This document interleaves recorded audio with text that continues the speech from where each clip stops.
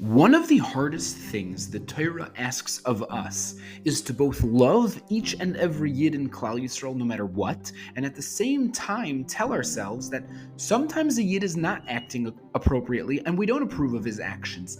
The Torah requires of us to simultaneously tell ourselves that what that person is doing is wrong, and yet we still love them, and they have a neshama that is sparkling and precious in the eyes of Hashem. And although it's hard to have such dual emotions, we, the Jewish people, consider ourselves to be experts at balancing mentalities. We know how to split intellectual hairs, for we've been doing it for literally thousands of years. On the one hand, we are dan l'kavschus. On the other hand, we are heicheach teichiach zamisecha.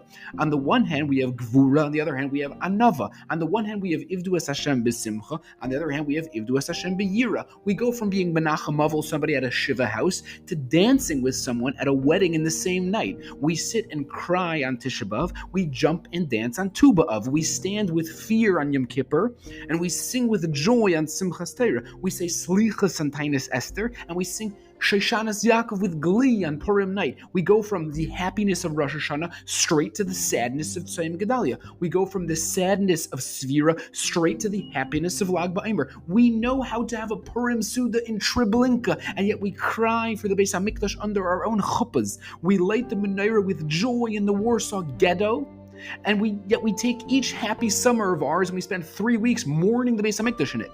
We know how to go from fear to glee to sorrow to joy, from singing to crying to dancing to mourning. The Jewish people are the most intellectually and emotionally nuanced people on the face of the earth. And therefore, when the Torah requires us to rebuke and admonish Yidden that aren't acting according to Torah values, that is in no way a contradiction to loving them and putting ourselves in their shoes and seeing their holy spark that no amount of mud can make dirty. The Torah demands that we draw a line in the sand and say what that person is doing is wrong, and yet the Torah demands of us in Shemais Chav Gimel Hey, Ki sira chamor soinecha revetz tachas masay azayiv tazayiv imo. If you come across a man whom you are allowed to hate, whose behavior is deemed inappropriate according to Hashem, according to the Torah, you are nevertheless commanded to help him with his donkey. We are commanded to lovingly help people, even those that aren't acting in line with the Torah. We learn this dichotomy from our Shaftim and Nevi'im and Malachim and Ga'inim and Rabbanim, who rebuke us but love us, who chastise us but cry for us and daven for us and hope for us. It's precisely because of our ability to perform tremendous emotional balancing acts does Chazal require us to daven in Shemona Esrei both. We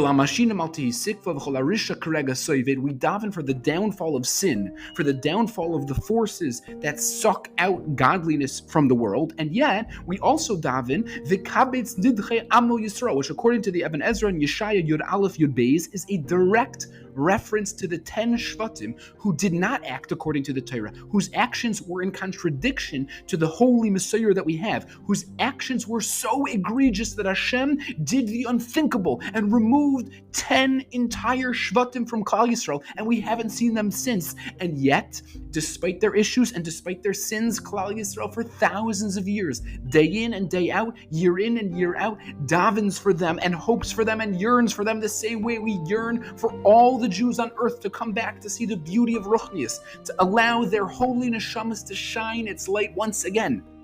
True, the Torah asks of us to do some emotionally difficult things, to love the sinner and yet hate the sin, to say what that person is doing is wrong and yet to still love that person with all our heart. True, it's hard. True, the rest of the world thinks it's an emotional impossibility, but we don't back down and we don't give in, because our love of Hashem is too great to ignore those not following His ways, and yet our love of Hashem is so great that we'll forever love His children, each and every one of them. True, that's a difficult emotional task, but if there's anyone on earth that can pull it off, it's us.